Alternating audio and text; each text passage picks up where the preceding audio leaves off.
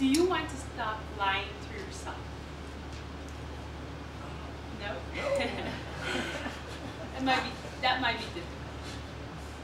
What I remember my mom always telling me is, you can always lie to me, and I might believe you because I love you. You can lie to other people, and they might believe you because they don't care. But the worst person you can lie to is yourself, because you know better. And she would always tell me that, and she said, you should never lie to yourself. So starting with that, I would like to mention that many of you know that I'm in the personal finances industry.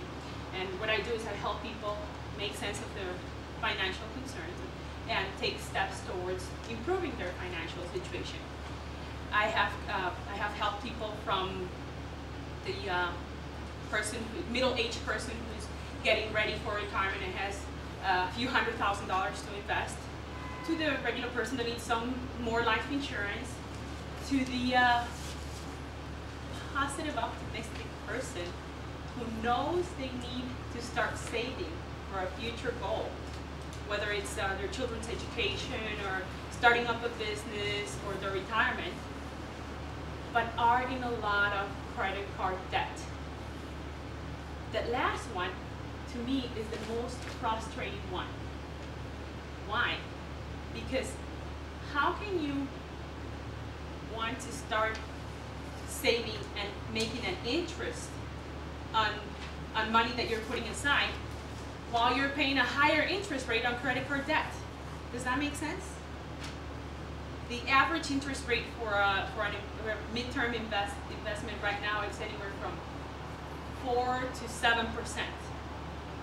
If you're paying a 13 to 20% in interest, does it really make sense to start putting money aside here to make a 5 to 7 interest rate and then pay here 13 to a 20%? Does it make sense?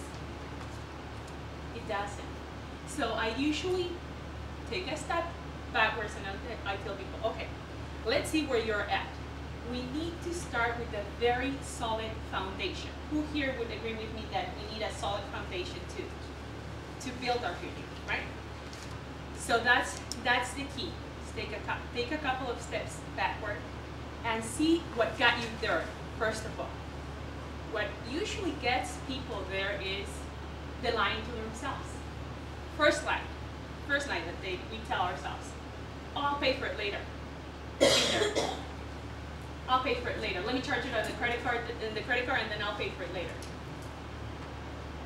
If you don't have money to buy something right now, it means you shouldn't buy it. I know this is a little bit of a strong statement because we're so used to using our credit cards, right? Unless you really pay it off at the end of the month, you're okay. That would be the truth to the second lie. The second lie is I'm in control of my credit card debt.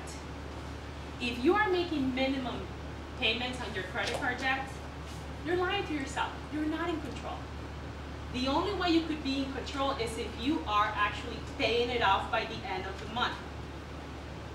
You accumulate $3,000 in debt over the month. At the end of the month, you pay it off. That means you are in control of it. By making minimum payments and having, let's say, $1,000, $2,000 credit card debt, and still charging to your credit card while making payments, it's lying to yourself. I might be a little strong here, but it's a lie. So the worst person you can lie to when it comes to your finances is yourself again. So that's the second lie. The third lie is, oh, I've taken care of my protection. I already have enough life insurance, I already have enough disability insurance, or I have that to work, I have car insurance, and I think I have enough. The majority of people do not know what they are getting themselves into by not having appropriate protection.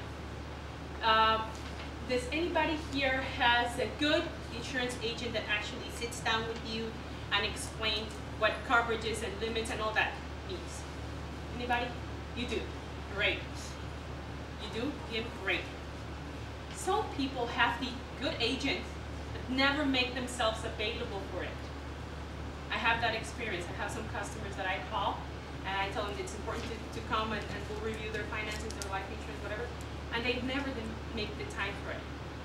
You know that if, just that simple example, that if you have a 20/40 limit on your car insurance, 20/40 limit is nothing. It means that if you get into an accident, the insurance company is going to pay $20,000 for personal damages and $40,000 for damages on other people's property. Meaning if you crash into a Bentley, you're in trouble because the insurance company is only going to pay $40,000. They can sue you for the rest. If you have money in checking accounts, savings accounts, equity in your house, they can go after that. They can take away your house, your savings, everything like that if they sue you and they win the lawsuit. So there are many things that people do not think about. Life insurance. Most people say, well, I already have that through work. Yes, but that doesn't mean you have enough. If you're here, just a simple example. If you make $50,000 a year and you are a 40-year-old person, from now, just assuming you continue making $50,000 a year and you multiply that by 25 years, which is the amount of years that you're going to work, right? Assuming you're going to retire at age 65. If you multiply 50,000 times 10 years, that will be 500,000, times 25 years, that will be 1.25, right? You'll make $1,250,000 from now until you retire. If you're here, you're going to bring that money to your household, right? Because you're going to be working. We assume that's going to be the case. But if you're not here, who's going to bring that money to your house? To your household. Does that make sense? If you die, nobody else is going to bring it. If you have appropriate life insurance coverage, then the money is going to be there. I'm just touching on basic points here, but the reality is that if we continue lying to ourselves when it comes to our finances, time is going to keep passing by, and we're just going to dig deeper into that hole of lies.